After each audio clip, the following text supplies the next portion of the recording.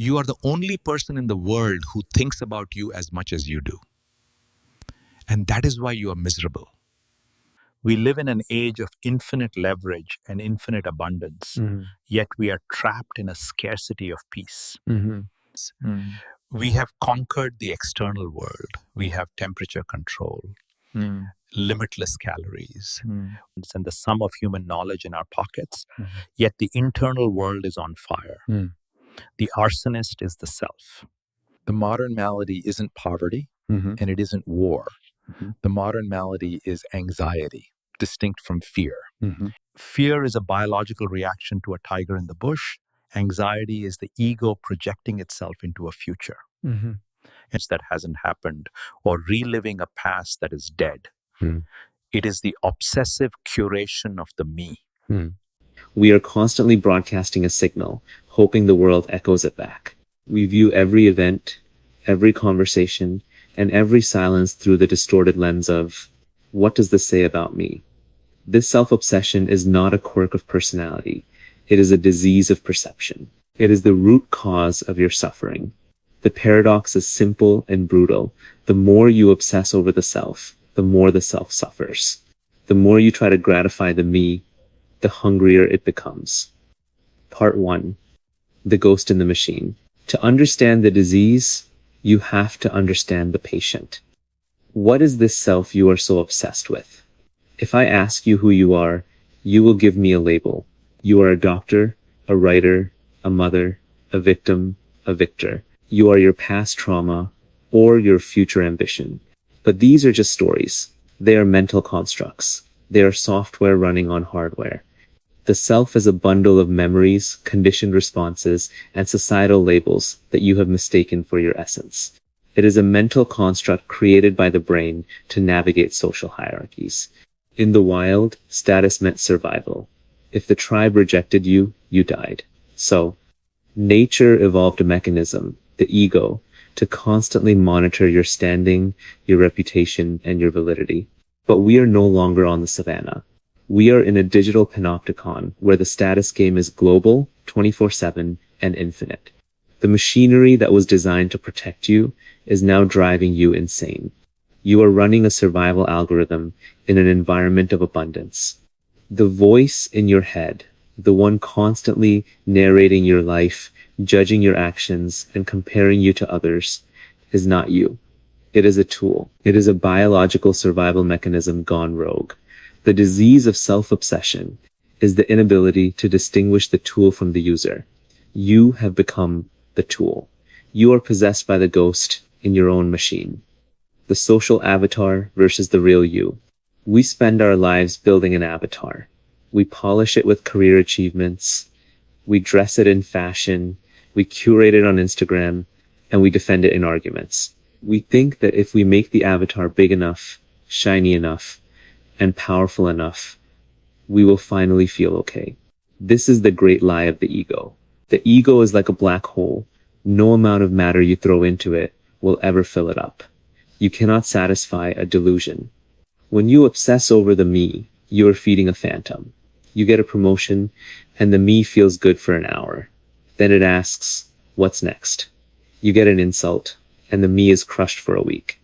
You are trapped in a loop of seeking external validation to prop up an internal illusion. This is the definition of slavery. You are a slave to the opinions of people you don't even like, all to protect a self-concept that isn't even real. Part 2. The suffering of separation.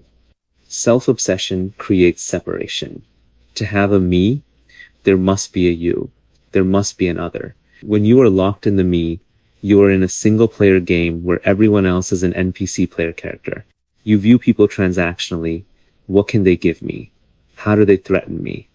How do they reflect me? This separation is the source of all conflict. When you look at the world through the lens of the ego, the world becomes hostile. It becomes a series of obstacles to your desires. Envy is the me comparing its scorecard to another. Anger is the me not getting what it thinks it deserves. Anxiety is the me fearing the loss of its accumulated identity. Boredom is the me finding the present moment insufficient for its entertainment. The disease of self-obsession renders you incapable of love, because love is the dissolution of the boundary between the self and the other. You cannot truly connect with reality if you are constantly imposing your narrative upon it. Consider the moments of pure joy in your life, the moments of flow. Maybe you were skiing, or coding, or watching a sunset, or laughing with a friend. In those moments, where was the me? It was gone. You weren't thinking, I am skiing very well right now. You just were the skiing. You weren't thinking, this sunset makes me look cultured. You just were the experience. Happiness is the absence of the self. Suffering is the return of the self. The tragedy is that we spend all our energy trying to build up the very thing that prevents us from being happy. Part 3. The trap of becoming. The ego thrives on time. It needs a past to regret and a future to be anxious about. It cannot survive in the present moment. Self-obsession is fundamentally an obsession with becoming. I will be happy when I get that exit. I will be worthy when I lose 10 pounds.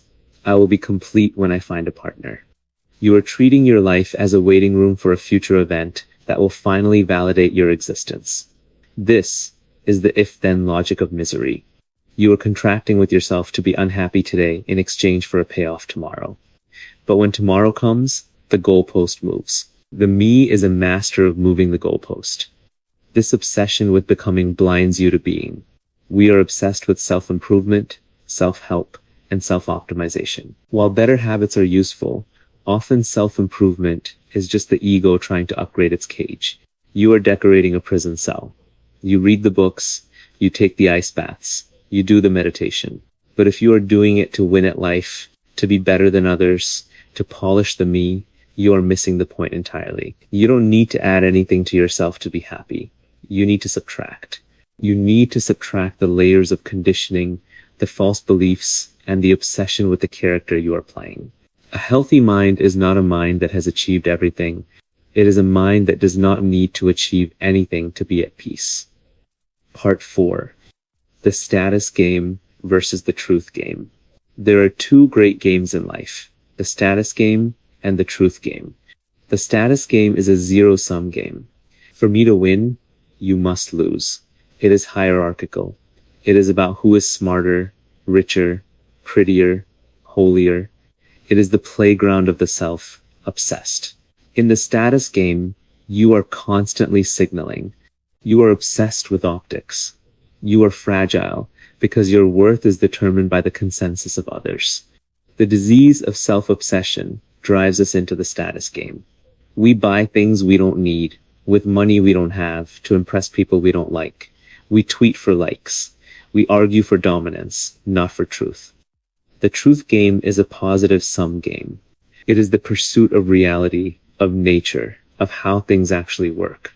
Science, coding, building, art, these can be played as truth games. When you are playing the truth game, you don't care about the credit. You care about the outcome. You care about the craft. The self-obsessed cannot play the truth game effectively because their ego gets in the way. They cannot admit they are wrong. They cannot pivot. They cannot see reality because they are too busy looking at themselves. If you want to be wealthy, you must play the truth game. You need to see the market clearly, not how you want it to be. You need to see your product clearly, not how your ego protects it. If you want to be happy, you must play the truth game. You need to see your mind clearly. The status game is a cage for the me. The truth game is the path to freedom. Part 5. The high cost of importance. The root of the disease is self-importance. You think you matter. You think your problems matter. You think the universe cares about your career trajectory. Here is the truth. You are a monkey on a spinning rock, orbiting a mediocre star in a random galaxy.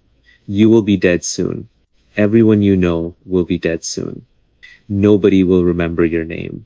This sounds depressing to the ego, but it is liberation for the spirit. If you are nothing, you are free.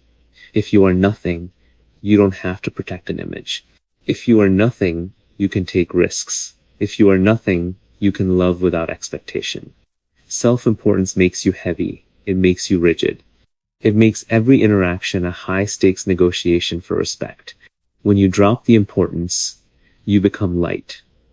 You become fluid. The paradox of the me is that the more important you feel, the more fragile you are.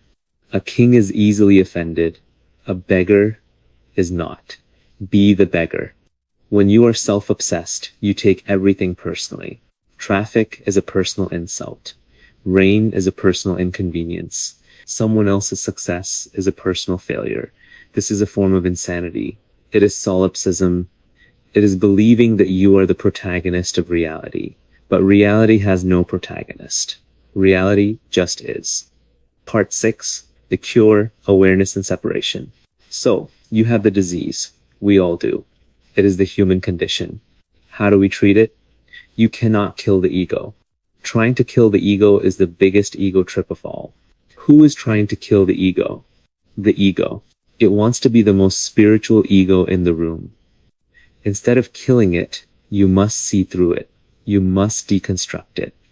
1. Observation, the witness conscious. The first step is to realize that you are not your thoughts. You are the space in which your thoughts occur. When you close your eyes and a thought comes up, I need to call Bob. Who is hearing that thought? There is the thought, and there is the witness of the thought. You are the witness. Meditation is not about magic. It is about self-observation. It is the practice of sitting and watching the me throw a tantrum, watching the me plan, watching the me fear, and not getting involved. It is turning the subject into an object. When you can watch your anger, you are no longer the anger. You are the awareness of anger. That subtle shift is the difference between slavery and freedom. 2. Radical accountability. The self-obsessed love to play the victim. They did this to me. The system is rigged. My parents messed me up. Victimhood is the ultimate shield for the ego. It absolves you of responsibility while keeping you at the center of the drama. To break the disease, you must take radical responsibility. Not for what happens to you, but for how you interpret it. No one can make you unhappy without your consent. Your unhappiness comes not from reality, but from the gap between reality and your expectations. Who created the expectation? You did. Who is clinging to the expectation? You are. 3. The art of doing nothing, Blaise Pascal said. All of humanity's problems stem from man's inability to sit quietly in a room alone. We are obsessed with doing because doing validates the doer. If I am busy, I am important. Learn to do nothing, not meditating to get better at focus, just sitting. When you stop feeding the me with stimuli, with scrolling, with drama, it begins to starve. It will scream. It will get bored. It will get anxious. Let it. On the other side of that boredom is peace. 4. Service as an exit strategy. The quickest way out of your own head is into someone else's life. Self-obsession is a closed loop. Service breaks the loop. When you are truly helping someone else without expecting a reward, without posting it on social media, the me quiets down. You are useful. You are a part of the whole. This isn't moralizing, it's selfish. Being selfless is the most selfish thing you can do, because it is the only way to feel good sustainably. Part 7. The wealth paradox. We must address wealth, because the me loves money. The me thinks money is the answer. If I have $1 billion, I will be safe. I will be important. I will be loved. I like wealth. Wealth buys freedom. It solves your money problems, but it does not solve your inner problems. If you are a wealthy, self-obsessed person, you are just a miserable person in a nicer car. In fact, it is worse, because you no longer have the excuse of poverty. You have to face the fact that you are the problem. Real wealth is not having things. Real wealth is having options. And the ultimate option is the ability to not desire. A man who earns $100,000 and needs $0 is richer than a man who earns $10 million and needs $11 million. The me always increases the burn rate. The me always wants the upgrade. To escape the disease while building wealth, You must view business as a game. It is a puzzle to be solved, not a verdict on your soul. Make money to buy your freedom, not your identity. The most dangerous trap is attaching your self-worth to your net worth. Markets fluctuate. If your ego is tied to the market, your sanity will fluctuate with it. Build leverage, build code, build media. These things work while you sleep. They detach your output from your time. Why is this important for the self? Because when you are not selling your time, you have the time to do the internal work. You have the time to sit in a room and dismantle the me. Part 8. The final freedom. The ultimate goal is not happiness, in the sense of jumping for joy. That is just another dopamine spike. The ultimate goal is peace. Peace is happiness at rest. Peace is the absence of the desire for the moment to be different than it is. The self-obsessed person is never at peace, because the self is a mechanism of discontent. It is an engine designed to solve problems, and if it has no problems, it creates them. The paradox of me is that you have to be somebody before you can be nobody. You have to build the ego to survive the world, and then you have to dismantle the ego to survive yourself. You have to win the game to realize the game wasn't worth playing. This is the hero's journey. The hero goes out, slays the dragons of the world, and returns home. But the real return home is the return to the center. The return to the silence before the thought. The disease is thinking that you are the center of the universe. The cure is realizing you are the universe experiencing itself. When you look at a tree, you don't judge it. You don't say, that branch is too far to the left. You just appreciate it. Can you look at yourself that way? Can you look at your thoughts that way? Can you look at your life that way? As a witness, as a gardener, not the plant. The me is a costume. It's a very elaborate, expensive, heavy costume. You've been wearing it for so long you think it's your skin. It's not. You can take it off. You can put it down. And in that moment, when the weight of the me is gone, you will find what you were looking for in all the money, all the status, and all the noise. You will find the silence. You will find the present. You will find that you are enough, not because of what you have done, but because you are. Self-obsession is the disease. Self-forgetfulness is the cure. The death of the ego is the beginning of real life.